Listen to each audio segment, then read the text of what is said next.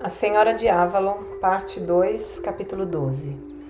Juntaram os grãos em medas e o feno em montes. A paz da época da colheita cobria a terra. Os campos além do vale de Avalon eram uma paisagem quadriculada e dourada. Era um bom presságio, pensou Diarna, enquanto a névoa se fechava atrás do grupo. Os casamentos eram normalmente celebrados na primavera ou no princípio do verão, mas seria melhor Carausius se juntar à noiva no começo do inverno, quando a época dos ataques de piratas terminava, e ele teria tempo para conhecê-la antes de partir para o combate novamente. E se ela estava se sentindo cansada, era porque nos últimos 2 meses tinha trabalhado furiosamente para preparar Teleri para o casamento. Com certeza era pela mesma razão que Teleri parecia tão abatida. Quando subiam na carruagem coberta que Eidin Minoc enviara para levá-las a Durnovaria, Diarna deu um tapinha encorajador na jovem. A menina tinha trabalhado muito também, completando seu treinamento e aprendendo a ler as visões na água. No poço sagrado era mais fácil, é claro, mas uma bacia de prata funcionaria do mesmo modo.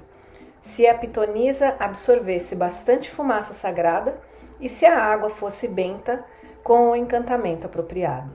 A virtude não estava na água, mas em quem olhava para ela.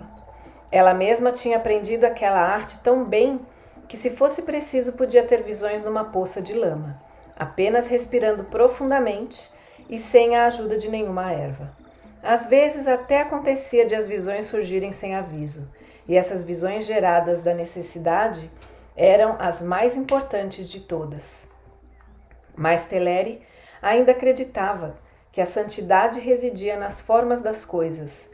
Por isso, no meio de tudo que levava com ela, havia um baú com uma antiga bacia de prata, marchetada com espirais intrincadas que chamavam a atenção, e várias canecas de água do poço sagrado.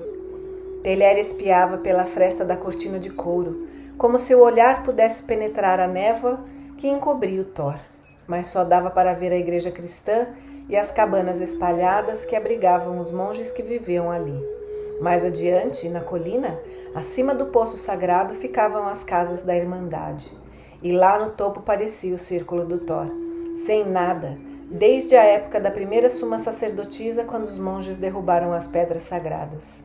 Às vezes era difícil acreditar, vendo de fora, que aqueles que tinham poder para atravessar a névoa costumavam encontrar o grande salão de Avalon e a casa das donzelas, o caminho da procissão e as pedras verticais.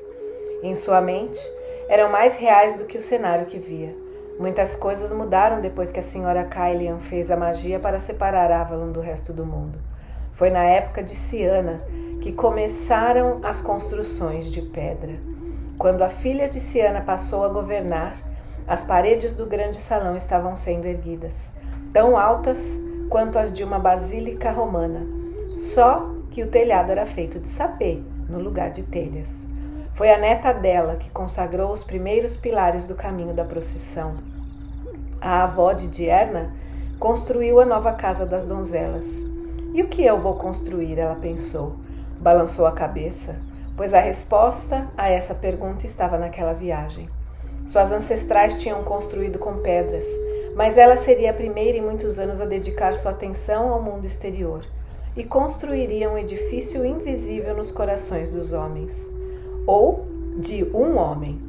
E ele, se os alicerces fossem bem feitos, faria uma muralha de navios e de homens para impedir a entrada dos saxões, que seria mais eficiente do que qualquer barreira de pedra.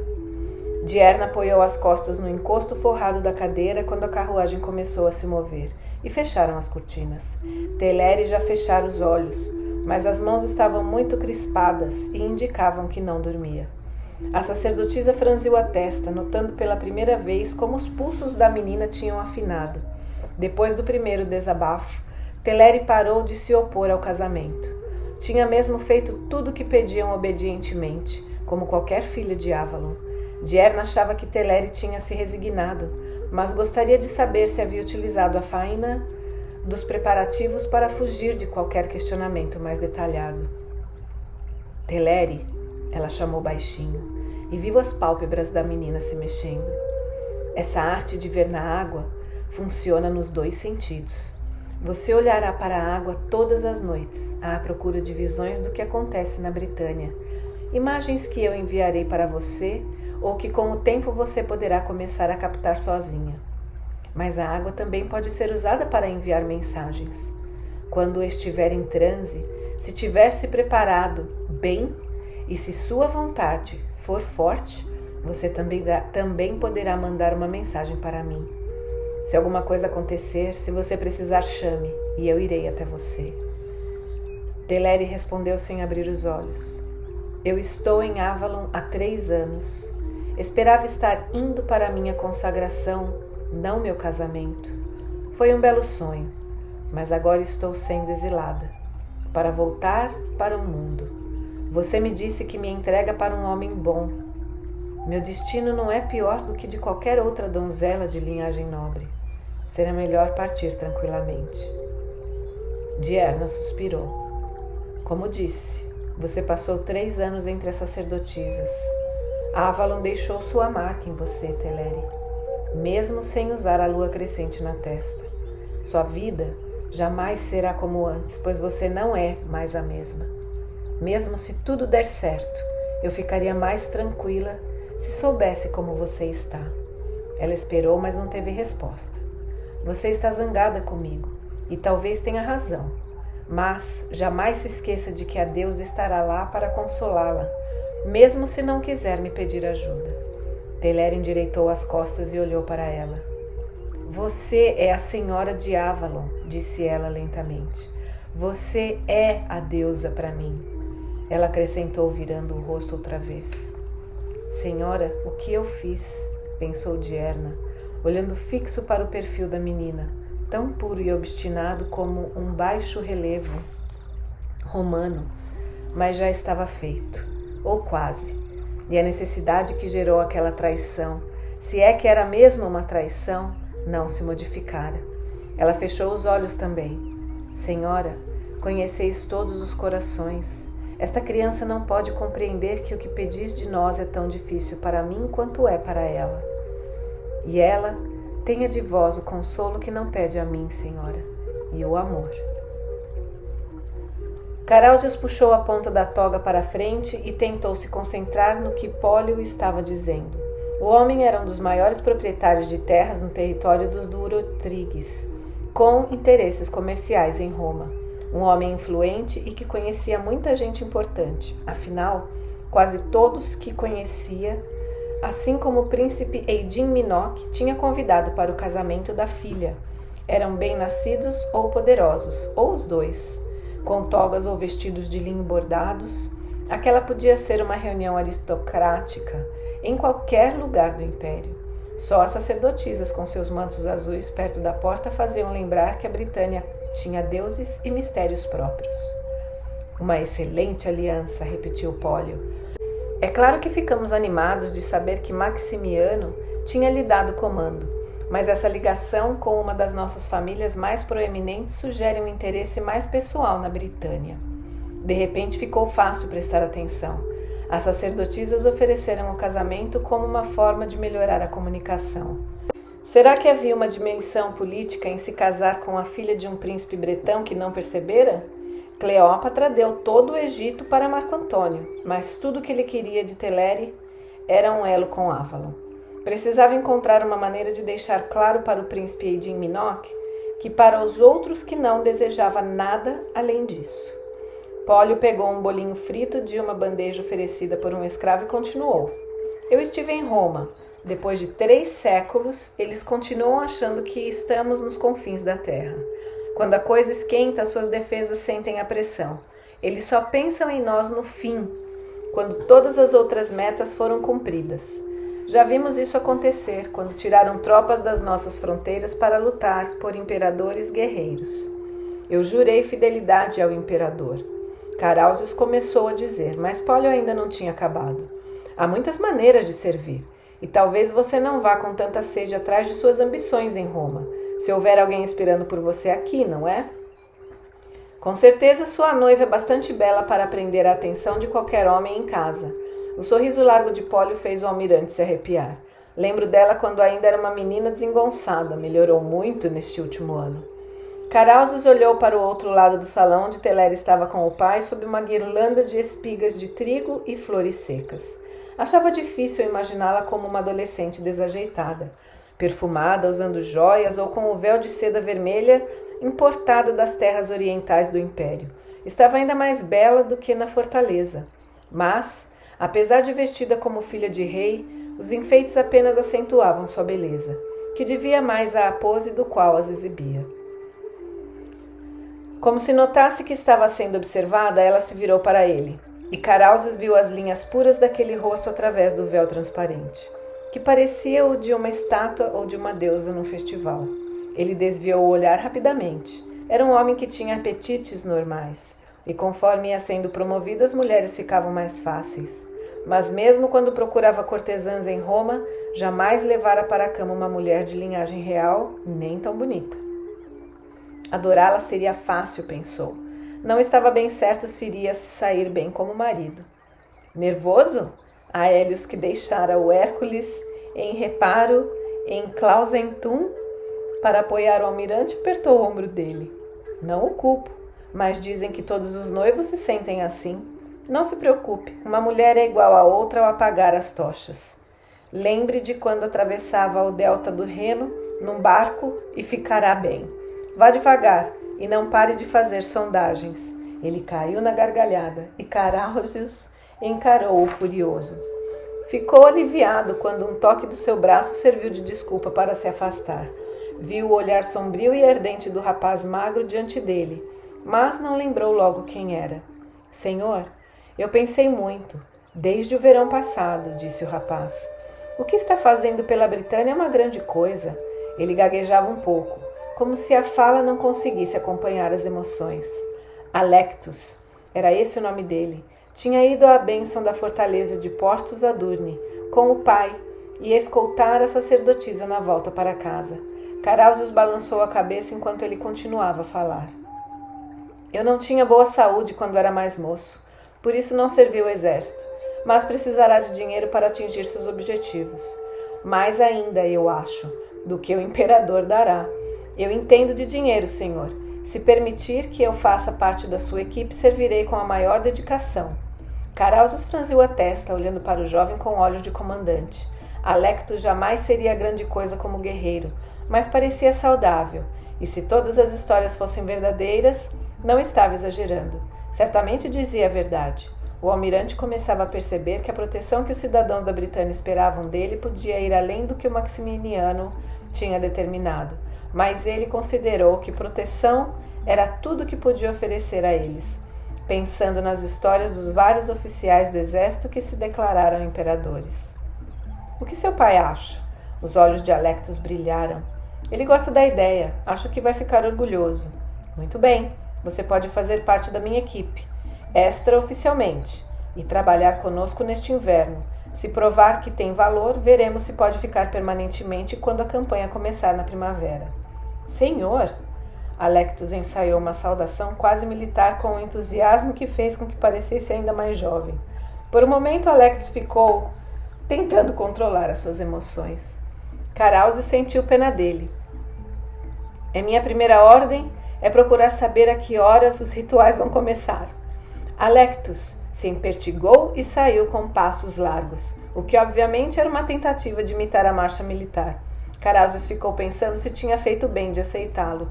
O jovem bretão era uma mistura curiosa de juventude inexperiente e maturidade, inseguro e desajeitado na sociedade, mas, de acordo com todos os relatos, um negociante esperto e agressivo.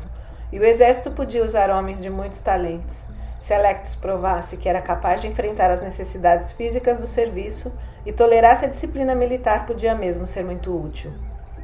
O almirante assumiu um ar de preocupação ao pensar no seu comando. Tinha planejado o casamento para o fim da época de navegação, mas o tempo permaneceu bom além do que esperavam. Era conveniente para aqueles que viajaram para comparecer ao casamento, mas algum saxão mais ousado poderia aproveitar a oportunidade e investir num último ataque antes do início das tempestades. E se de fato atacassem, ele estaria ali, e não de prontidão numa das fortalezas do canal. E quando recebesse notícia da investida, os lobos do mar já teriam fugido há muito tempo. Foi um sentido mais sutil que a audição que o trouxe de volta ao presente, quando viu Dierna estava na sua frente. Ele respirou fundo e apontou para a multidão no salão. Você armou tudo muito bem, e todos estão aqui. Pagamos para ver. Está satisfeita? E você está? Ela olhou bem nos olhos dele. Não considero uma batalha ganha até o fim do dia. Dierna ergueu a sobrancelha. Está com medo? Desde que a conheci, ouvi histórias estranhas sobre Avalon. Dizem que Roma conquistou os druidas, mas não suas sacerdotisas. Que vocês são feiticeiras como que as que viviam na ilha de Sena, em Armorica. Herdeiras de poderes antigos. Ele ia enfrentar homens que queriam matá-lo, mas precisava de toda a força de vontade para encarar o olhar daquela mulher. Somos apenas mulheres mortais, disse a sacerdotisa suavemente. Mas nosso treinamento é árduo e talvez seja verdade que guardamos certos mistérios que os romanos perderam. Sou um cidadão, mas não um romano. Ele pôs a ponta da toga no lugar. Quando eu era menino, mulheres sábias dos Menápios ainda viviam nos pântanos da Germânia, onde o Reno flui ao caminho do Mar do Norte. Elas tinham uma sabedoria própria, mas em vocês eu percebo algo mais disciplinado, que me lembra alguns padres que conheci no Egito quando estive lá. Talvez, ela olhou para ele com interesse. Dizem que os que fugiram das terras alagadas encontraram refúgio em muitos portos, e que os mistérios do Egito são iguais aos nossos. Você se lembra? Carausius fechou os olhos e abriu de novo, perturbado por alguma coisa no tom da voz dela. Tinha feito uma pergunta semelhante em Portus Adurne. Lembrar? Ele perguntou, e ela balançou a cabeça e sorriu. Não tem importância. De qualquer modo, você hoje deve estar pensando na sua noiva. Os dois se viraram para olhar para Teleri. Ela é muito linda, mas eu não esperava casar-me com ela numa cerimônia romana convencional como esta. O pai dela quis ter certeza de que a união seria reconhecida, respondeu Dierna.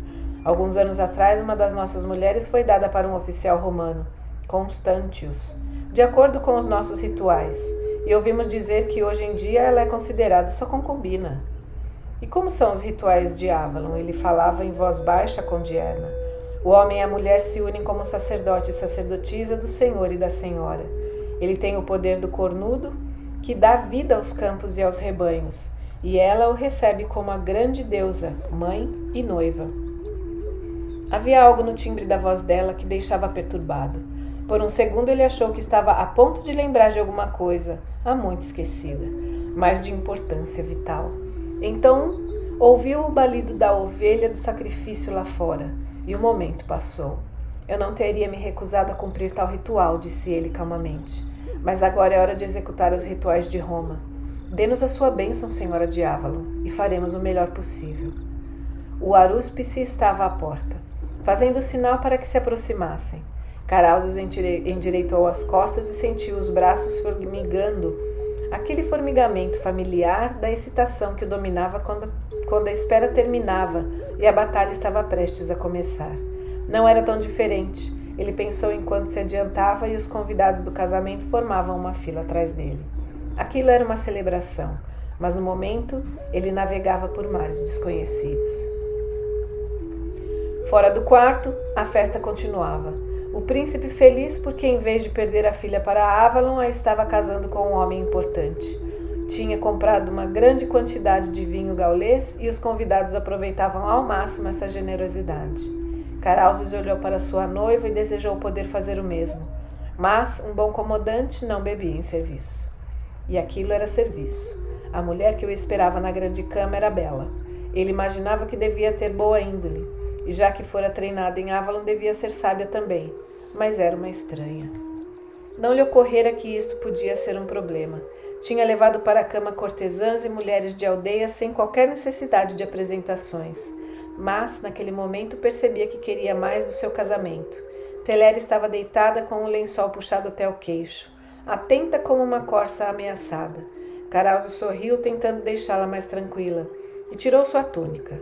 Ela era mulher dele, pela lei romana, mas o costume dos bretões, igual ao seu povo, era que um casamento não se completara até a festa terminar e a noiva ser deflorada. — Você quer que eu apague o lampião? Ele perguntou. Ela fez que sim com a cabeça. Carausius ficou com pena. Qual era o sentido de casar com uma bela mulher e não poder ver o seu corpo? No entanto, bela demais podia intimidá-lo, e no escuro todas as mulheres pareciam iguais. Ele puxou a coberta e ouviu a cama ranger quando deitou ao lado dela, mas Teleri continuou calada. Ele suspirou e estendeu a mão para tocar no cabelo dela. Sua pele era muito macia. Sem pensar, ele deslizou os dedos no rosto para o pescoço e dali para os seios, firmes e redondos. Ela reagiu, prendendo a respiração. Depois ficou imóvel, mas tremia sob a mão dele. Será que devia conquistá-la com uma conversa amorosa? Ou o silêncio dela deixava Caráusios nervoso e ele não conseguia pensar no que dizer? Mas se sua mente estava despreparada, seu corpo, reagindo à carne firme que explorava com os dedos, respondia com ardor. Caráusios tentou ir mais devagar, para esperar até ela estar pronta também. Mas Teleri continuou imóvel, aceitando passivamente que ele abrisse suas pernas. E então ele não conseguiu mais se conter. Mergulhou sobre o corpo dela com um gemido, segurando seus ombros. Ela começou a choramingar de repente e a lutar embaixo dele, mas ele já recebia a recompensa. Tudo terminou bem depressa. Depois Teleri se encolheu do seu lado da cama, de costas para ele. Caráusios ficou um longo tempo deitado, ouvindo a respiração dela, procurando ouvir se estava chorando, mas não escutou som algum. Aos poucos começou a relaxar. Pensou que para a primeira vez não tinha sido ruim, o que ficaria melhor quando se acostumassem. Talvez fosse demais esperar que houvesse amor, mas vivendo juntos, Teleri e ele com certeza fariam o respeito e a afeição aumentar. E isso era bem demais do que muitos casais tinham. Caráusios não estava acostumado a dividir sua cama e custou a dormir. Ficou deitado, quieto, pensando em disposições de tropas e em suprimentos e desejando poder acender o lampião e trabalhar naquilo. Mas não sabia se a sua mulher estava dormindo e, se estivesse, temia acordá-la. Depois de um tempo, teve um sonho inquieto, no qual se firmava num convés que jogava muito, lutando contra inimigos que não tinha rosto. Quando ouviu baterem na porta, pensou primeiro que era o som de um ariete, atacando o costado do seu navio. Ouviu vozes. Lentamente foi compreendendo as palavras. Senhora, é a 3ª hora. Nada pode ser feito até o raiar do sol. Em nome de Juno, é a noite de núpcias do almirante. Não pode perturbá-lo agora. Se ele se zangar, assumirei a culpa, retrucou a voz de mulher. Vai querer assumir a responsabilidade de não dar a notícia que ele espera ouvir? Notícia? Perguntou o guarda. Não chegou nenhum mensageiro. Não preciso de nenhum mensageiro humano. A voz da mulher se modificou e Caráusios, já fora da cama e vestindo o robe, sentiu um calafrio que não era provocado pela brisa da noite. Você duvida da minha palavra? Pobre guarda, encurralado em suas ordens e poder da sacerdotisa, foi salvo antes de ter de responder quando Caráusios abria a porta. O que houve? O que havia na tensão no rosto de Diana desapareceu, e ela sorriu. Usava um manto por cima da roupa de dormir, e o cabelo solto saía dos ombros como fogo. Então suas feições voltaram a ficar sérias. Os saxões atacaram novamente. Como pode saber? Ele ia dizendo, mas ela apenas riu. Você cumpriu sua parte da barganha. Achou que eu não cumpriria a minha? Sabia que você temia deixar a costa desguardada, e esta noite examinei a bacia vidente. Eu lhe disse. Passei todo o outono ensinando Teleri a fazer isso. Ele respirou fundo, despertando por completo e reconhecendo todas as implicações daquelas palavras. E o que foi que viu? Uma cidade em chamas. Acho que é Clausentum. E 2 quilhas de navios perto da costa. Eles vão saquear tranquilamente, achando que os reforços não vão chegar. Se você for rápido, pode pegar a maré da madrugada e ficar à espera deles além da ilha de Victis, quando estiverem voltando para casa. Caráusios balançou a cabeça. O guarda estava boquiaberto, mas ficou em posição de sentido quando o almirante começou a dar ordens. Caráusios disfarçou um sorriso. Depois, todas as outras considerações desapareceram na onda de antecipação que percorreu seu corpo diante da perspectiva da batalha. Aquilo sim era algo que sabia fazer. Passaram aquele inverno em Dubris, o forte romano da costa sul nas terras tribais de Cantium. Teleri achava que ia detestar, pois não era Avalon, mas se a vila sobre os penhascos de calcário que Caráusios arrumou para ela parecia uma prisão, pelo menos era confortável, e os grandes e louros membros da tribo Cantiace, apesar de diferentes do seu povo do oeste, mais alegre, eram atenciosos e ela ficava à vontade com eles. Seu marido passava muito tempo fora de casa, supervisionando a construção da nova fortaleza em Portos Adurne, ou as melhorias adicionais que faziam em Dubris. Alguns bens recuperados dos piratas que Carausius derrotou no dia seguinte ao casamento foram devolvidos aos donos. Ele pediu permissão a Roma para vender os itens cuja propriedade não podia ser determinada e investir a renda na proteção da costa saxônia. Mesmo quando Carausius estava em casa, passava a maior parte do tempo com seus oficiais analisando mapas e discutindo estratégias. No início, Teleri se sentiu aliviada de vê-lo tão pouco. Tinha medo do que o toque de um homem trouxesse à volta as lembranças da tentativa de estupro, mas as disciplinas de Avalon serviram para mantê-la firme. Quando Carausius se deitava com ela, Teleri simplesmente separava a mente do corpo e não sentia nada, nem dor, nem medo. Não pensou que o marido pudesse notar, mas depois de um certo tempo começou a suspeitar que ele a evitava deliberadamente. No solstício de inverno, os romanos celebraram a Saturnália. O almirante deu folga para os seus homens e voltou para a vila, para um descanso merecido. Na véspera do solstício fizeram um banquete. Era um momento de festa e os homens beberam muito. Até Teleri se permitiu uma quantidade maior de doce vinho gaulês que estava acostumada. Em Avalon, estariam celebrando aquela noite com rituais sagrados, fazendo nascer o novo sol no mundo. Ela viu a cerimônia apenas uma vez, e mesmo assim chorou ao lembrar de como era bonito. Por isso bebeu o vinho, e ficou surpresa quando afinal se levantaram da mesa e percebeu que suas pernas estavam bambas. "Não consigo andar", exclamou ela indignada. Os homens começaram a rir, e de repente ela achou a situação engraçada também, mas o riso foi demais para seu equilíbrio precário. Carausius a segurou quando ia caindo e ergueu-a nos braços, perplexo como se não soubesse como Teleri tinha ido parar ali.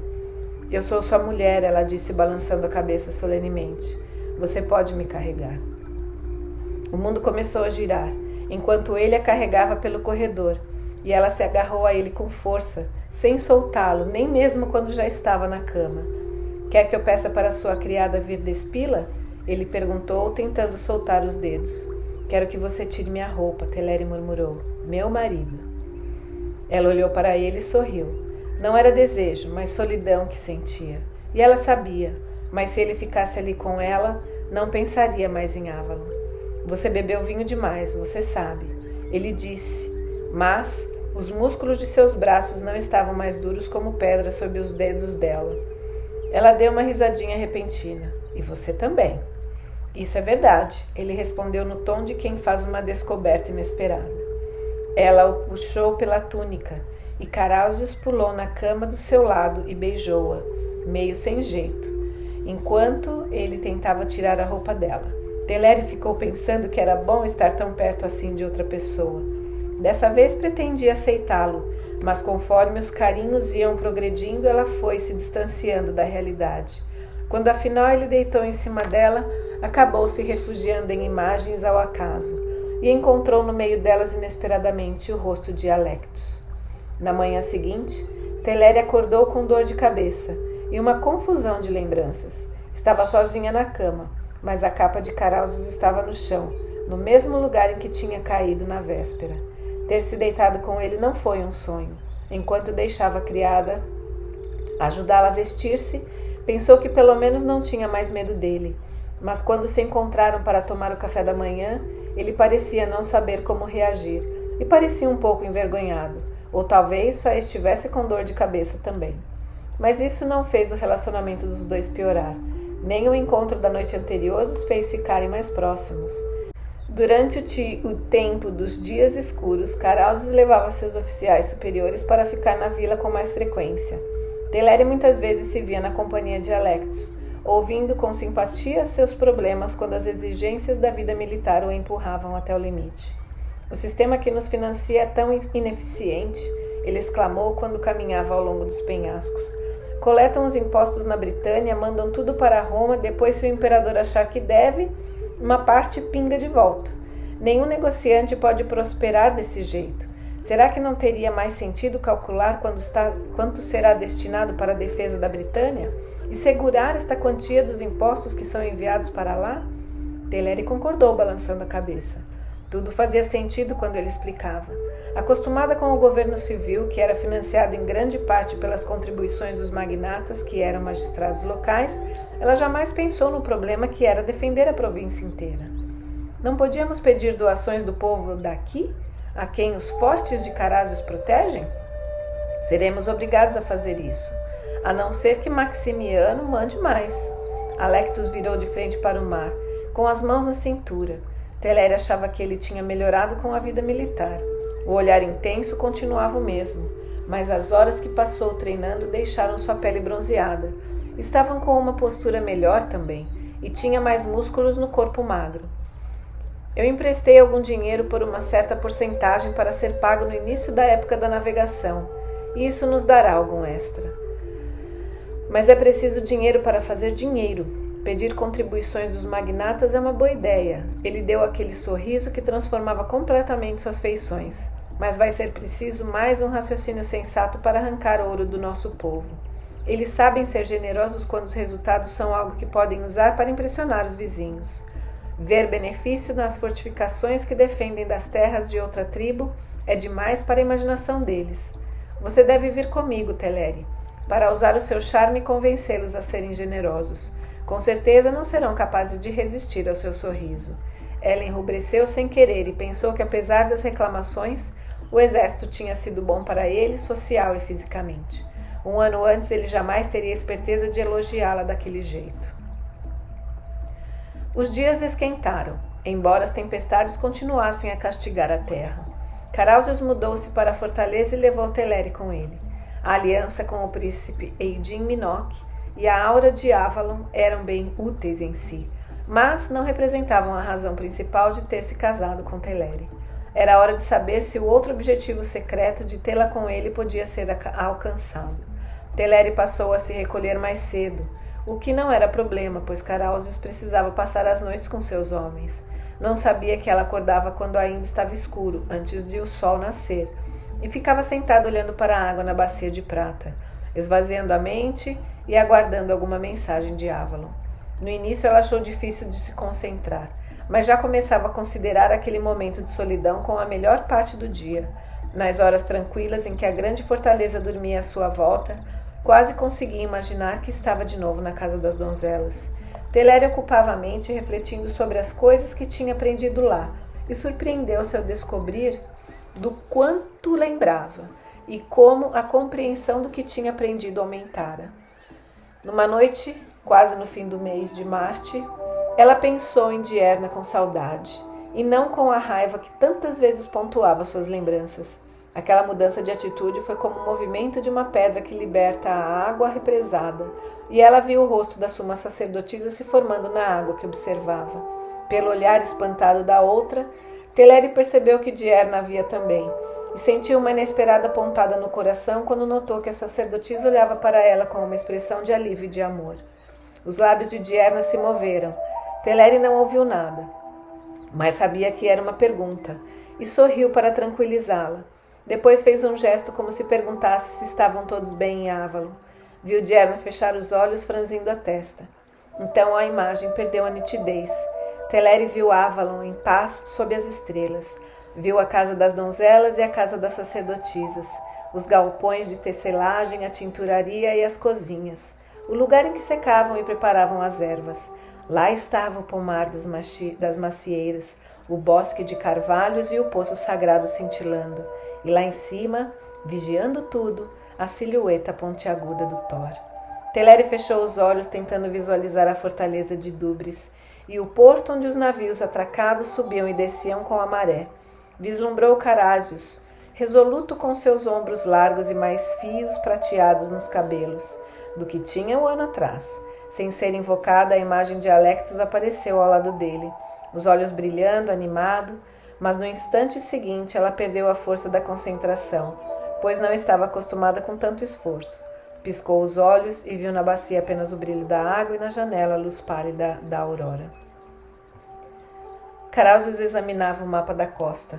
e quando endireitou o corpo, fez uma careta de dor, pois os músculos das costas protestaram. Quanto tempo teria ficado ali curvado? O mapa era de couro e podia ser enrolado e levado para qualquer lugar, ou preso em uma prancha. Marcadores de madeira representando navios, tropas e suprimentos eram postos perto dos desenhos das fortalezas ou cidades, fáceis de contar e de se movimentar. Seria bom se fosse tão fácil assim mover navios e homens. Mas os caprichos do tempo e do coração humano atrapalhavam os planos mais lógicos. A fortaleza descansava na tranquilidade das horas entre a meia-noite e o nascer do sol, quando todos dormiam, menos os guardas nas muralhas. Alectos e ele também estavam acordados. O jovem moveu mais 3 sacas de grão de madeira do retrato pintado de Dubris para Rutupiai e olhou para o seu comandante. Acho que teremos o suficiente. Ele registrou a conta em sua lousa. Não vamos engordar, mas todos serão alimentados. Ele tentou evitar um bocejo. E todos precisam dormir, disse Carazo sorrindo. Até você e eu. Vá para a cama, Alectos, e durma bem. Não estou cansado, mesmo. Os outros fortes podem esperar até amanhã. Você já fez mais do que o suficiente. Então está satisfeito com o meu trabalho? Perguntou Alectos. Carazo franziu o senho, querendo saber por que ele fazia aquela pergunta. No último outono você me aceitou extraoficialmente, continuou Alectos. Os oficiais da sua equipe me conhecem, mas eu teria mais autoridade se usasse uniforme. Isto é, ele acrescentou com uma timidez repentina, se eu correspondia ao que esperavam de mim aqui. Alectos!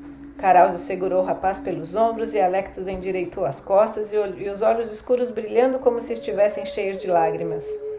O almirante lembrou de Teleri, pois os dois tinham os mesmos ossos proeminentes e a pele morena das tribos que viviam no oeste. Podia até ser parentes, de alguma geração anterior. Meu rapaz, você tem alguma dúvida? Mal posso imaginar como consegui organizar tudo antes de você chegar. Mas, se quer um uniforme, então terá um. Alectos deu um sorriso de orelha a orelha. Curvou-se para beijar a mão do almirante.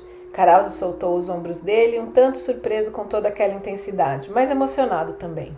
Vá agora dormir, disse ele. Não precisa se esgotar me servindo para provar sua lealdade. Quando Alectos se afastou, Carazo ficou observando, sorrindo ainda. Se Teleri me desse um filho, ele poderia se parecer com Alectos, pensou. Tinha se casado com ela por outras razões, mas de qualquer modo era sua esposa. Por que não querer ter um filho nascido naquela terra para continuar o seu trabalho? Caminhou com passos largos pelo corredor, que ia dar em seus aposentos. Mais animado do que de costume, Teleri tinha deixado claro que não gostava de seus carinhos, mas a maioria das mulheres queria ter filhos. E quem sabe se ela tivesse um, podia até passar a sentir algum tipo de ternura pelo pai da criança. Mas quando chegou ao quarto, a cama estava vazia. Carazo ficou ali parado um tempo, chocado com a profundidade da dor que sentia, ao pensar que tinha sido traído. Então recuperou a capacidade de raciocínio. Mesmo se Teleri fosse do tipo de mulher dada a embarcar num caso amoroso, era inteligente demais para fazer isso à noite, quando todos dormiam, e guardas vigiavam a fortaleza. Sem fazer barulho, ele atravessou o quarto e abriu a porta do outro cômodo. Um lampião ardia sob uma mesa baixa. A luz faiscava na borda da bacia de prata diante dele e brilhava no manto branco de Teleri. A chama tremeu quando ele entrou, mas ela não se mexeu. Sem ousar nem respirar, ele se ajoelhou ao lado dela. Teleri estava com os olhos fixos na superfície escura da água e movia os lábios. Dierna, ela sussurrou. Depois ficou imóvel como se escutasse alguma coisa. Senhora, Carazo finalmente conseguiu dizer com a voz quase tão baixa quanto a dela.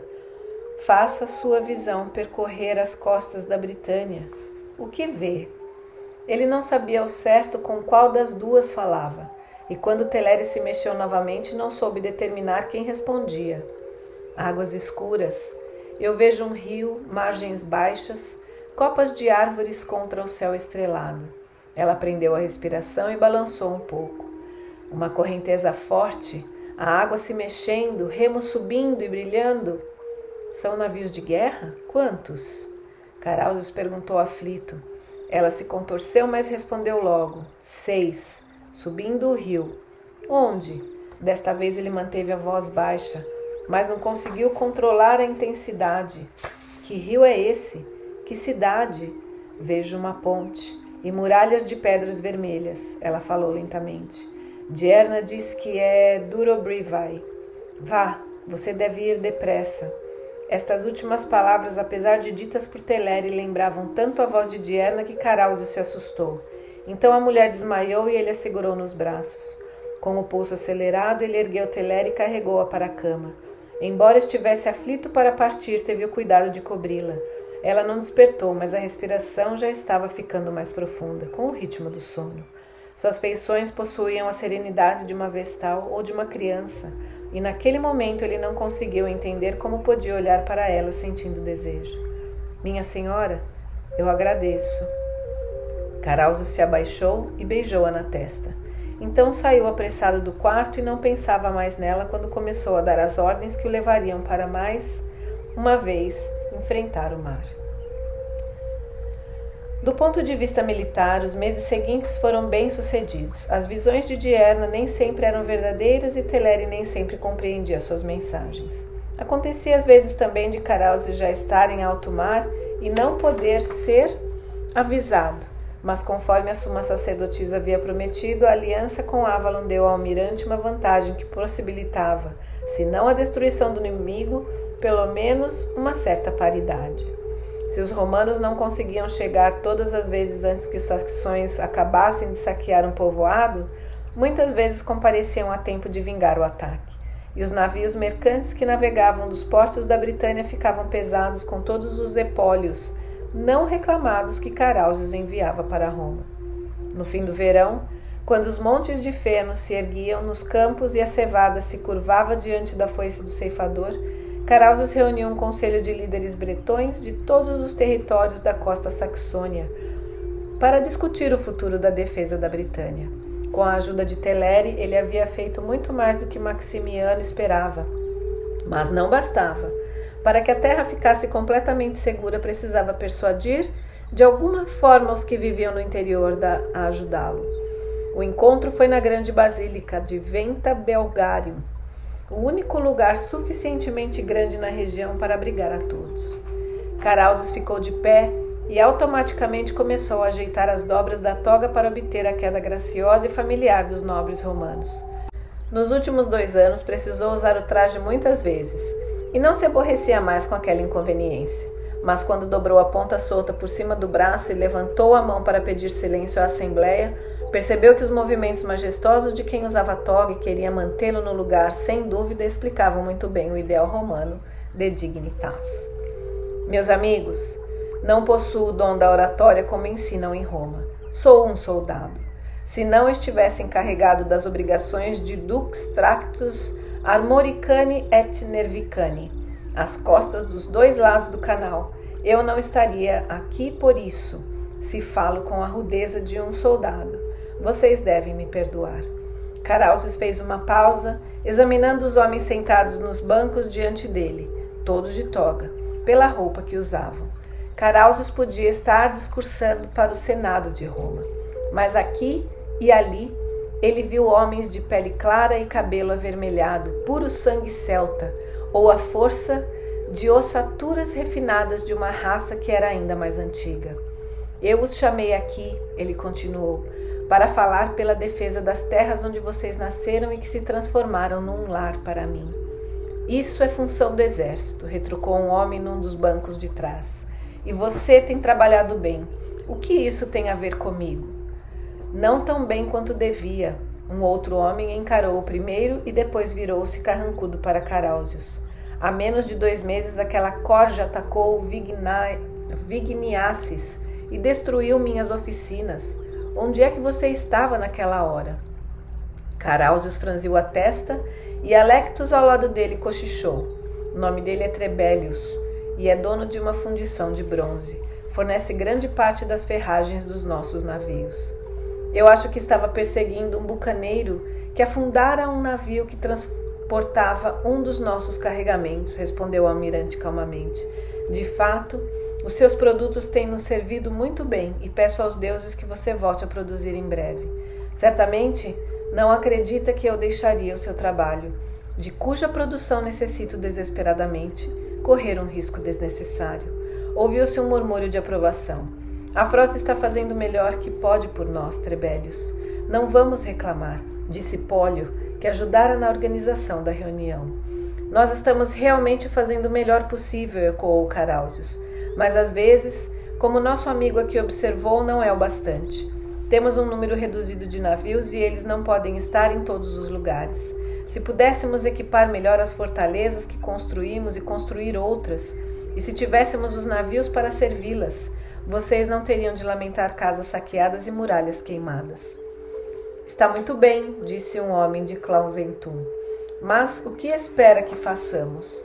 Caráusios buscou a inspiração nos afrescos da parede, onde um Júpiter que se parecia muito com Diocleciano oferecia uma coroa de louros para o Hércules, com o rosto de Maximiano. Seus deveres de patriarcas civis e líderes de nossas cidades. Vocês estão acostumados a arcar com os custos das obras públicas e dos prédios cívicos. Só peço que apliquem uma parte desses recursos para defendê-los. Ajude-me a construir mais fortalezas e liberem meus homens. Isso os atingiu em cheio, murmurou Alectus quando os homens começaram a discutir.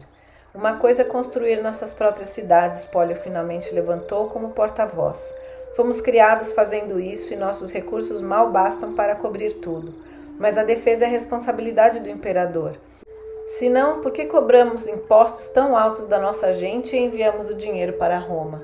Se pagarmos a nossa defesa, será que ele vai esbanjar o dinheiro que mandamos para ele na Síria ou jogá-lo fora em alguma outra campanha contra os bárbaros? Deixe os impostos cobrados na Britânia aqui mesmo, para sustentar o nosso governo, e pagaremos de bom grado as nossas defesas, disse o príncipe Eidin Minoc. Mas não há justiça em levar tudo e não dar nada em troca. As paredes tremeram quando a maioria deles começou a gritar. Aprovando o que Minoc dizia, Caráusios tentou dizer que ele só podia providenciar relatórios e recomendações, e que tudo tinha como convencer o imperador, mas não conseguiu se fazer ouvir. O imperador deve nos ajudar, gritaram. Se você pedir apoio de Diocleciano, ficaremos do seu lado, mas ele tem de nos apoiar. Qualquer homem que queira ser chamado de imperador da Britânia deve fazer jus ao nome. O que vai fazer? Perguntou Alectus. Caráusios fez uma careta, percebendo a ansiedade no olhar do outro. Cerialis tinha posto os divãs da sala de jantar no jardim. O crepúsculo daquele dia no fim do verão cobria as árvores como um véu dourado e se ouvia o rio marulhando nos juncos. Interromper aquele sonho de paz com uma conversa sobre guerra parecia um sacrilégio. Vamos pedir para Diocleciano, Caráusios falou em voz baixa, como se temesse ser ouvido, embora apenas Alectus e Aélius estivessem por perto.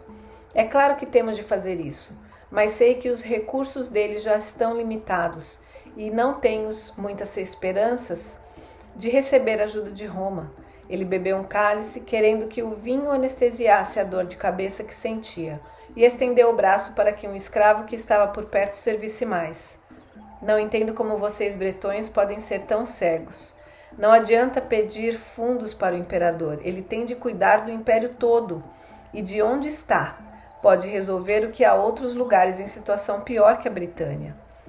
É essa a dificuldade, respondeu Cerialis com sobriedade.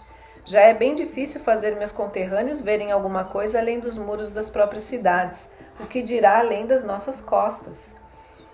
Eles consideram que já pagaram para ter a proteção, e não devem ter de pagar de novo. Caráusios fechou os olhos. Sua cabeça latejava como se fosse rachar ao meio. Por um lado, tudo que aprendera nos 20 anos que passou usando uniforme se revoltava contra aqueles provincianos que não compreendiam que todas as partes do império dependiam da força do todo.